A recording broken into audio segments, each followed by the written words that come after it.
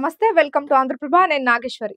ఈసారి ఎన్నికలను అన్ని రాజకీయ పార్టీలు ప్రతిష్టాత్మకంగా తీసుకుంటున్న సమయంలో అన్ని పార్టీలలోనూ ఓటర్ దేవుళ్ల తీర్పు ఏ విధంగా ఉండబోతుంది అన్న ఆందోళన నెలకొంది. ఆంధ్రప్రదేశ్ కాంగ్రెస్ అధ్యక్షురాలు వైఎస్ షర్మిల తన ఓటు హక్కును వినియోగించుకున్నారు. పులివెందుల నియోజకవర్గంలోని వేంపల్లె మండలం ఇడుపులపాయ పోలింగ్ కేంద్రంలో షర్మిల తన ఓటు హక్కును వినియోగించుకున్నారు.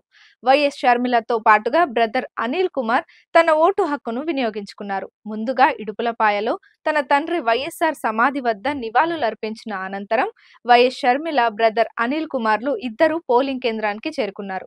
అనంతరం ఆమె మాట్లాడుతూ పోలింగ్ కేంద్రాల వద్ద వైసీపీ నాయకులు దౌర్జన్యాలకు, దాడులకు పాల్పడుతూ ఓటర్లను భయభ్రాంతులకు గురి చేస్తున్నారని ఆరోపించారు. ప్రతి ఒక్కరూ తమ ఓటు హక్కును వినియోగించుకోవాలని ఆమె కోరారు. ప్రజాస్వామ్యాన్ని కాపాడాలంటే ప్రతి ఒక్కరూ తమ ఓటు హక్కును వినియోగించుకోవాలని కోరారు. పాలకులను ఎంచుకునే హక్కు రాజ్యాంగం మనకు ఇచ్చిందని చెప్తూ ఓటు ముందు ధనవంతుడైనా ఒకటే, పేదవాడైనా ఒక్కటే అంటూ వివరించారు. ప్రజాస్వామ్యాన్ని గెలిపించి తీరాలి అంటూ ప్రతినపూనారు.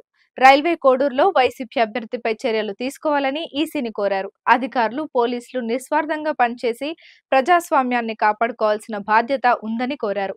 భారత రాజ్యాంగం మనకు కల్పించిన హక్కు, పోలింగ్ బూత్లలో ఈవీఎంలు ధ్వంసం చేసిన వాళ్లపై చర్యలు తీసుకోవాలని, అక్కడి అభ్యర్థిని బహిష్కరించాలని పిలుపునిచ్చారు. పులివెందులలో డాక్టర్ సునీతారెడ్డి ఇంటికి వెళ్లి సౌభాగ్యమ్మను కలిసి ఆమె ఆశీర్వచనాలు తీసుకున్నారు.